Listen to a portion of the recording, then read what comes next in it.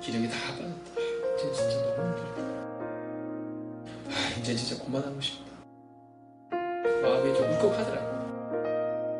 답을 찾을 수 없는 때가 있죠. 여러분, 우리 인생이 이와 같지 않습니까? 그러나 믿음이라는 것은 답을 찾지 못하지만 그럼에도 불구하고 걸어가야 되는 것, 이것이라고 오늘 성경은 우리 가운데 말하고 있다는 거죠.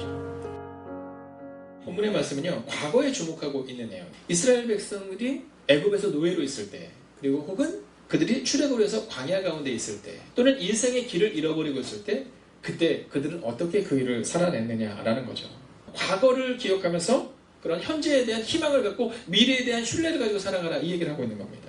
오늘 이 본문을 통해서 우리가 기억해야 되는 것은 역사 속에서 길을 찾고 성경에서 길을 찾는 겁니다. 자, 그러면 이스라엘 백성들이 광야를 헤매는 그 40년, 혹은 애굽에 있는 그 400여 년의 시간, 혹은 길을 잃고 헤매는 그 시간, 하나님은 어떻게 일을 하셨는가? 본문의 내용을 보면서 오늘 우리에게도 똑같이 일하겠다고 약속해 주시는 거예요. 자, 그러면 우리가 이 문제를 넘어서기 위해서 어떤 삶의 태도를 가져야 되나? 첫 번째로 가져야 되는 태도는, 성경은 감사의 태도를 가져야 된다, 이렇게 말합니다. 인생은 어떤 태도를 갖느냐에 따라서 참 달라집니다.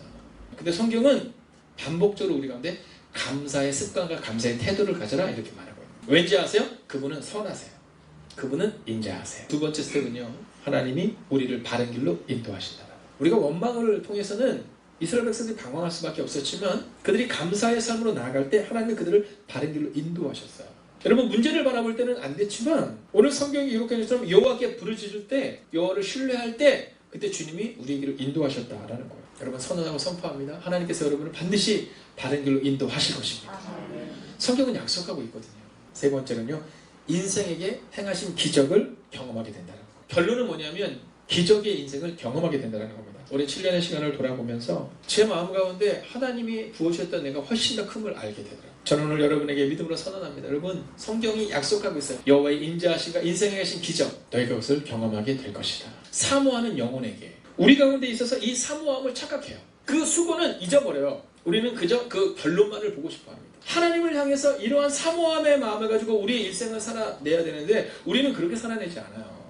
여러분, 죽을 듯 살 듯 쫓아가는 그 간절함이 바로 사모함이라는 그 의미라는 거예요. 그러한 영혼에게 하나님이 바로 이 은혜를 허락하신다라는 거예요. 오늘 성경이 말하는 것처럼 주린 영혼에게 좋은 것을 채워주시면 넘치도록 부어주신 은혜. 오늘 믿음의 사람들은 감사의 삶을 살아내요.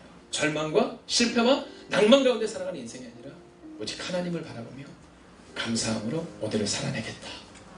그 인생의 꽃 감사의 삶을 여러분의 남은 인생으로 살아가시기를 주의 이름으로 축원하겠습니다.